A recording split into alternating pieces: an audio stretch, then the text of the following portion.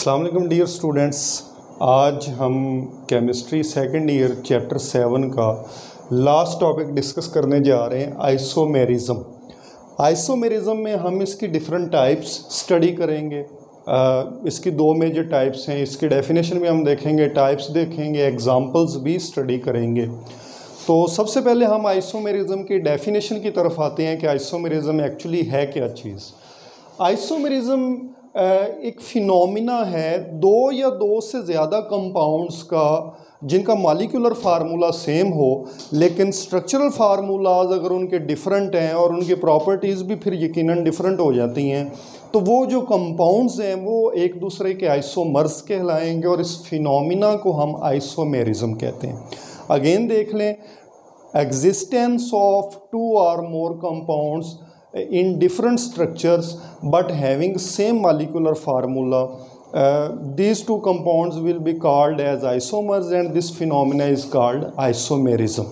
तो ये definition यहाँ पे मैंने लिख भी दी है, having two or more compounds having the same molecular formula but different structural formulas। And अगर इनके स्ट्रक्चरल फार्मूलाज डिफरेंट हो रहे हैं तो ऑफकोर्स इनकी जो प्रॉपर्टीज़ हैं वो भी डिफरेंट होंगी। तो ये जो कंपाउंड्स हैं इनको हम आइसोमर्स कहेंगे और ये फिनोमिना आइसोमेरिज्म कहलाएगा। एग्जांपल्स यहाँ पे मैं आपके सामने इसकी रख देता हूँ। जैसे ये एक कंपाउंड मैं जो इधर लिख रहा हूँ ये है ब्यूटीन, और इसी का एक आइसोमर जो है वो भी अब मैं इधर नोट कर देता हूँ,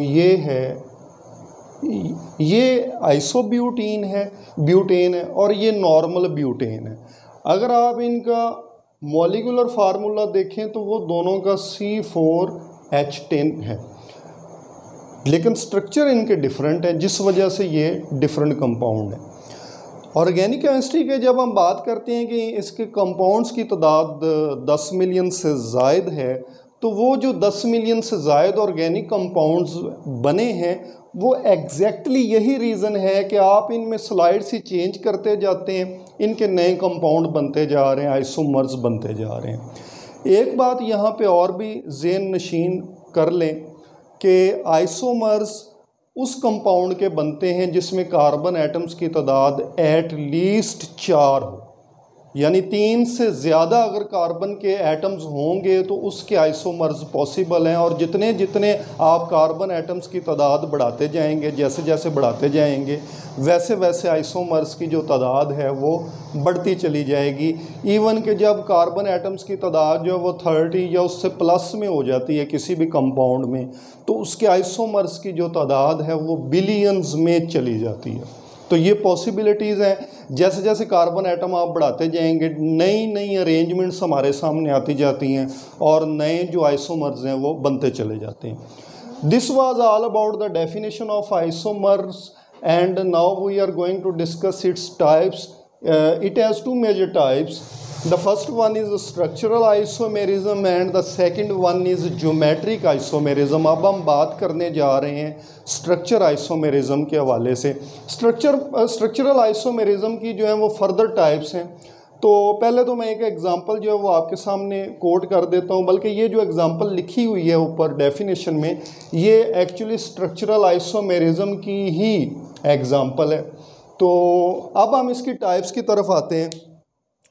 स्ट्रक्चरल आइसोमेरिज्म की 5 मेजर टाइप्स हैं। चेन आइसोमेरिज्म है, पोजीशन है, फंक्शनल ग्रुप है, मेटामेरिज्म है और टाटोमेरिज्म है। तो इन एग्जांपल्स को हम वन बाय वन डिस्कस करते हैं। सबसे पहले है जी चेन आइसोमेरिज्म। चेन आइसोमेरिज्म क्या है? चेन आइसोमेरिज्म में ये होता है कि एक कंपाउंड है, आपके पास उसकी एक चेन है, आप उस चेन को ब्रांच में कन्वर्ट कर दें, चेन लेंथ जो है वो कम हो जाएगी और उसकी एक ब्रांच निकल आएगी। उनका मॉलिक्यूलर फार्मूला सेम रहेगा लेकिन स्ट्रक्चरल फार्मूला उनका डिफरेंट हो जाएगा। ये जो एग्जांपल यहाँ पे कोट की गई है ये चेन आइसोमेरिज्म से बिलोंग करती है। आप इसमें देखें तो यहाँ पे जो चेन लेंथ है it consist of 4 carbon atoms while this chain contains 3 carbon atom with the branch of methyl group. तो यहाँ पे जो है ब्रांच वो सिकुड़ गई है और जो चेन है वो सिकुड़ गई है और उसकी एक जो ब्रांच है वो यहाँ पे शो हो गई है। तो ये जो एग्जांपल है ये बेसिकली चेन आइसोमेरिज्म की है। मैं यहाँ पे दोबारा इसको मेंशन कर देता हूँ।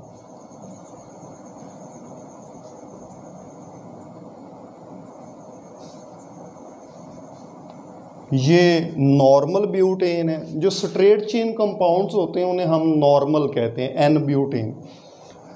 तो ये आ गया जी हमारे पास, इसी की हमने ब्रांचिंग करवा ली। जो इसकी चेन लेंथ थी वो चेंज कर दी, वेरी कर दी, तो हमारे पास एक नया आइसोमर वजूद में आ गया। इसको मैं इधर भी कोट कर चुका हूँ, ये आइसोब्यूटेन है। तो चेन आइसोमेरिज्म के बाद हमारे पास जो नेक्स्ट टाइप इसकी आ रही है वो है पोजीशन आइसोमेरिज्म। ये आइसोमेरिज्म किस तरह से बनती है, किस तरह से आप ये आइसोमर्स बना सकते हैं। इसमें ये होता है कि कोई ग्रुप लगा हुआ है, एटम कोई लगा हुआ है डिफरेंट, या कोई डिफरेंट एटम्स का ग्रुप लगा हुआ है, तो उसको आप उसकी जो पोजीशन है एक्चुअली उसको हम वेरी कर देते हैं। तो ये पोजीशन आइसोमेरिज्म है जी। इसके एग्जांपल आप देख लें।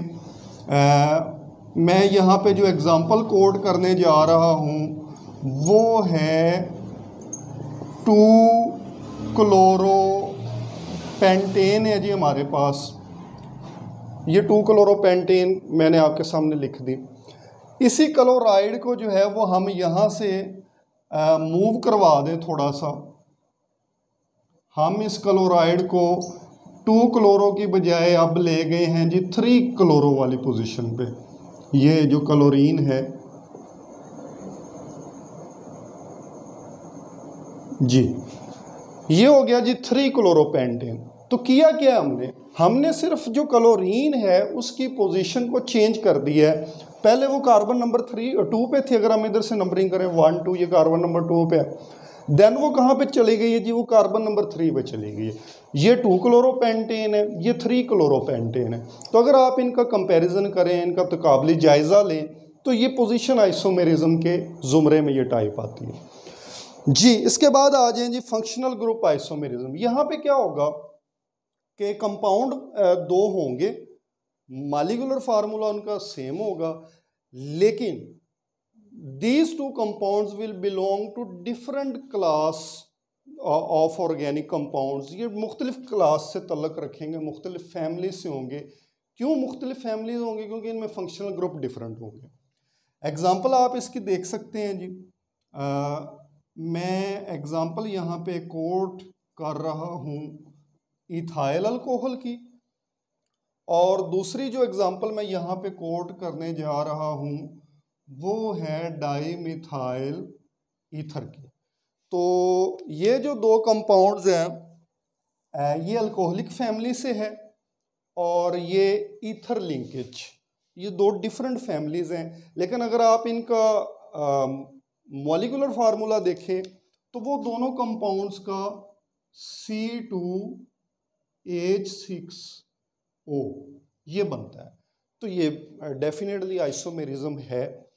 नेक्स्ट हम बात करते हैं जी सेकंड लास्ट जो हमारे पास टाइप है स्ट्रक्चरल आइसोमेरिज्म की, वो है मेटामेरिज्म। मेटामेरिज्म में क्या होता है कि unequal distribution of carbon atoms on both sides of functional group. Functional group के दोनों तरफ कार्बन एटम्स की जो तादाद है वो सेम नहीं रहती, आप उसमें थोड़ी सी चेंजिंग ले आए हैं। पहला जो कंपाउंड आपने रखा उसमें दोनों तरफ कार्बन एटम्स की तादाद और थी, नेक्स्ट कंपाउंड में आपने एक तरफ बढ़ा दिया, दूसरी तरफ उसी रेशो से कम कर दिया, तो ये एक नया आइसोमर जो है वो आपके पास बन गया। तो बेसिकली मेटामेरिज्म जो है ये पोजीशन आइसोमेरिज्म से ही मिलती जुलती है, यूसी की ही टाइप है, वही चीज़ है। आप इस एग्जांपल से भी देख सकते हैं।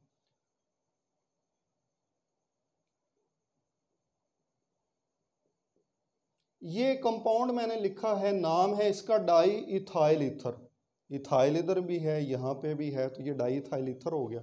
यहाँ पे आप देखें तो ऑक्सीजन के दोनों तरफ का 2-2 कार्बन एटम्स हैं, लेकिन देन मैंने यहाँ पे स्लाइड सी चेंजिंग कर दी। मैंने एक तरफ जो है वो कार्बन कम कर दिया और दूसरी तरफ मैंने कार्बन एटम बढ़ा दिया एक। वैसे तो दोनों में टोटल जो कार्बन एटम्स हैं इन दोनों एग्जाम्पल्स में जो दोनों एग्जाम्पल्स में कार्बन एटम्स की टोटल तादाद है, इसमें भी 4 हैं, इसमें भी 4 हैं, इधर भी हाइड्रोजन 10 हैं, यहाँ पे भी 10 हैं, ऑक्सीजन भी दोनों में एक एक है। लेकिन डेफिनेशन करते वक्त जो हमने बात की थी unequal number of carbon atoms या अनइक्वल डिस्ट्रीब्यूशन जो है वो दोनों तरफ, वो आ गई है यहाँ पे। तो वैसे इसका जो मॉलिक्यूलर फार्मूला है वो C4H10O है, लेकिन स्ट्रक्चरल फार्मूलाज डिफरेंट हो गए हैं, तो इस वजह से ये जो टाइप आई है हमारे पास, इसे हम मेटामेरिज्म कहेंगे। इसके बाद जो लास्ट टाइप हमारे पास आ रही है वो है टाटोमेरिज्म। टाटोमेरिज्म में ये होता है कि एक ही मॉलिक्यूल के एक सिरे से हाइड्रोजन आयन जनरेट हो रहा है और उसी मॉलिक्यूल के किसी दूसरे एंड पे वही हाइड्रोजन आयन कैप्चर हो रहा है। तो ये एक जो नई हमारे पास आ रही है, जो चीज़ बन रही है, ये अपने ओरिजिनल मॉलिक्यूल के साथ ही इक्विलिब्रियम में पाई जाती है, तो ये एक दूसरे के आइसोमर्स कहलाते हैं। आमतौर पर अमाइनो एसिड्स में ये वाला फिनोमिना जो है वो देखने में आता है। यहाँ पे एक एग्जांपल जो है वो मैं आपके सामने कोट कर देता हूँ अमाइनो एसिड की। अमाइनो एसिड्स के अंदर आपके इल्म में होगा कार्बोक्सिलिक ग्रुप भी होता है और अमाइनो ग्रुप भी होता है। तो कार्बोक्सिलिक फंक्शनल ग्रुप जो है बेसिकली कार्बोक्सिलिक एसिड्स जो हैं ये प्रोटॉन डोनेट करते हैं, और जो अमाइनो ग्रुप है ये लीवर्स बेस है, तो इसमें प्रोटॉन एक्सेप्ट करने की टेंडेंसी मौजूद है।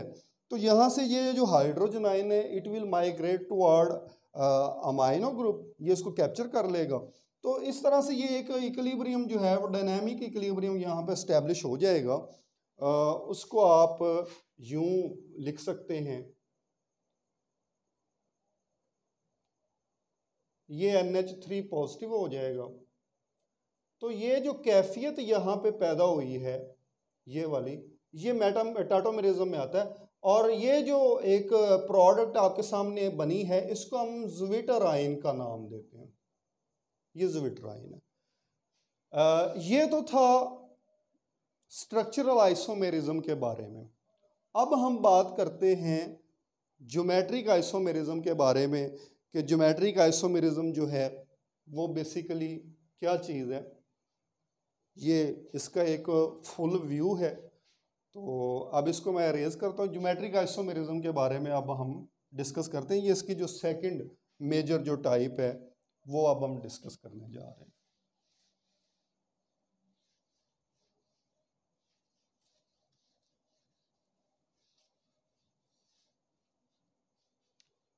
Geometric isomerism.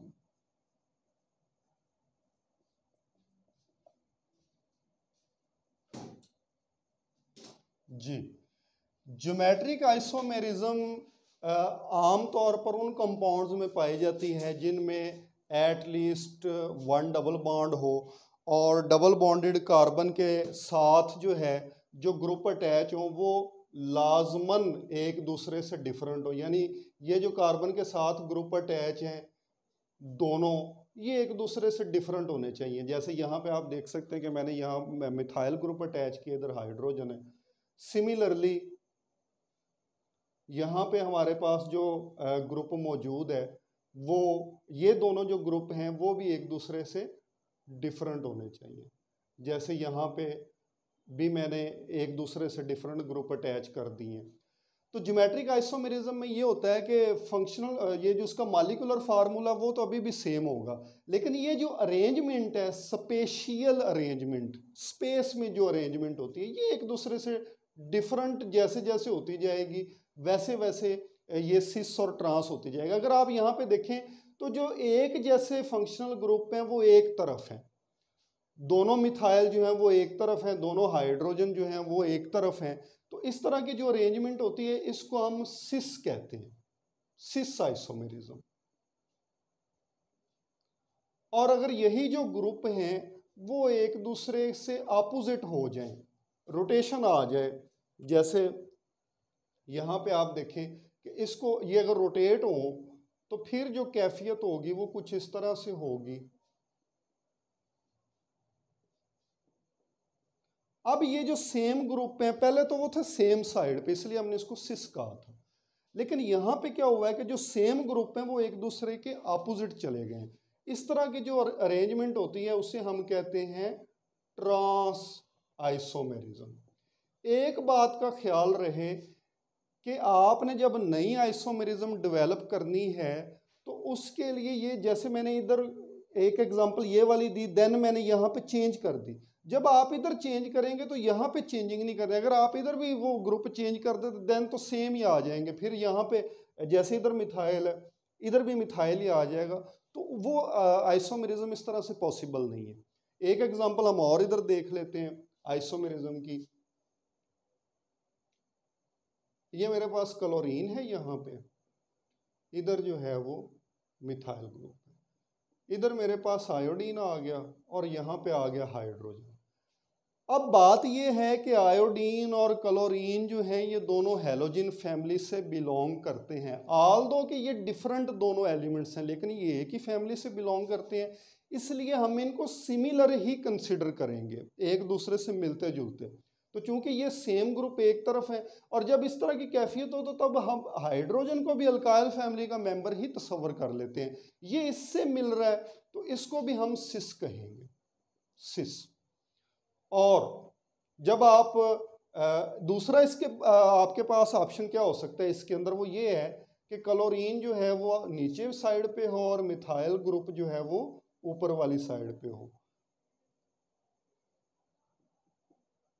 अब आप देखें कि ये जो दोनों हैलोजेंस हैं ये एक दूसरे से 180 के एंगल पे चले गए, तो ये वाली जो ज्योमेट्री है इसको हम ट्रांस कहेंगे, ये वाली सिस है। तो ये जो हम बार बार इधर सिस और ट्रांस का जिक्र कर रहे हैं, दरअसल ज्योमेट्रिक आइसोमेरिज्म जो है इसको हम सिस ट्रांस आइसोमेरिज्म भी कहते हैं, ये सिस ट्रांस है। तो ज्योमेट्रिक आइसोमेरिज्म जो है वो सिस ट्रांस आइसोमेरिज्म, ये एक ही चीज़ के दो नाम है और इसकी ये एग्जाम्पल्स जो हैं वो आपके सामने मैंने कोड कर दिए।